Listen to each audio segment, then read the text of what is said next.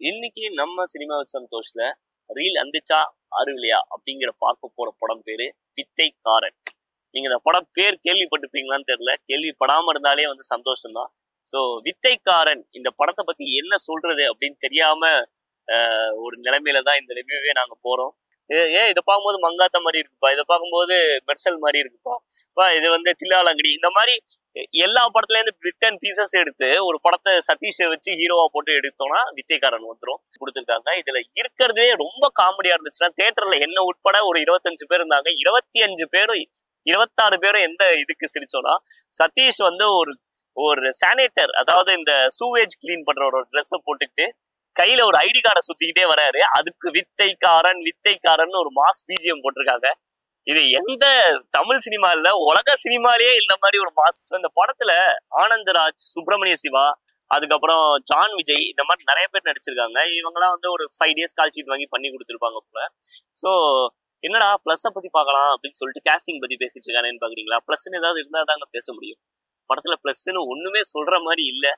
So ஒரு time kill பண்ணணும் அப்படின்னு நீங்க நினைச்சா கூட இந்த படத்தை பாத்தீங்கன்னா நீங்க உங்களே செல்ஃப் கில் பண்ணிக்கிற மாதிரி இருந்துச்சு.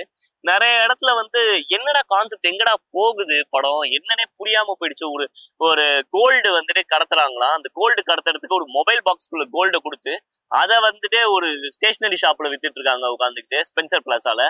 இது வந்து ஒரு ஸ்மக்லிங் அப்படின்னு சொல்லி காட்டியிருக்காங்க. எந்த லெவல் டீடைலிங், எந்த லெவல் பட்ஜெட்டிங்ல இந்த படம் பண்ணியிருக்காங்கன்னே சொல்ல முடியல. ஸோ அந்த அந்த இதை பாக்ஸை பார்த்தீங்கன்னா போப்போ அப்படின்னு எழுதியிருக்கு. அதுல போப்போ போன்ஸ் வாங்கினீங்கன்னா உங்களுக்கு உள்ள கோல்டு கட்டி இருக்கும் அப்படின்னு சொல்ற மாதிரி ஒரு விளம்பரம் பண்ணியிருக்காங்க. ஸோ படத்துல வந்து நிறைய சீன்ஸ் வந்து மாசா இருக்கிற சீன்ஸ் தான் காமெடியா இருந்துச்சு. காமெடியா இருக்கிற சீன்ஸ்லாம் ஒண்ணுமே ஒர்க் அவுட் ஆகல. ஹியூமனிட்டி பத்தி ஒரு சீன் வச்சிருக்காங்க. அந்த அந்த சீன்லாம் வந்துட்டு எப்ப காமெடின்னு நினைச்சு எழுதுனாங்களா இல்ல ஒரு சீரியஸ் சீனான்னு கூட தெரியல.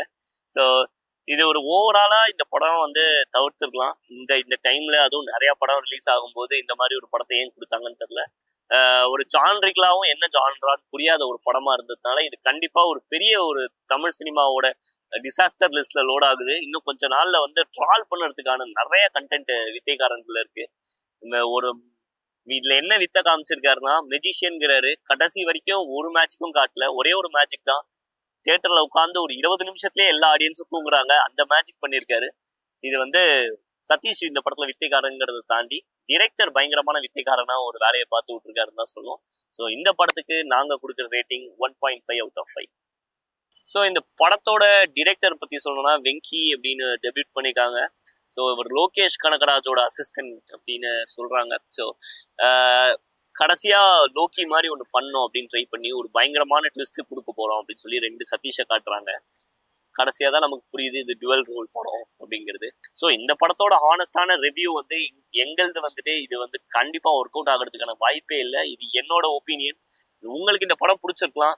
நீங்க சும்மா ஒரு ஜாலியா ஒரு ஃபேமிலியோட உட்காந்துக்கிட்டு பார்க்கக்கூடிய படமா இருக்கலாம். ஸோ நீங்களும் ட்ரை பண்ணி பாருங்க.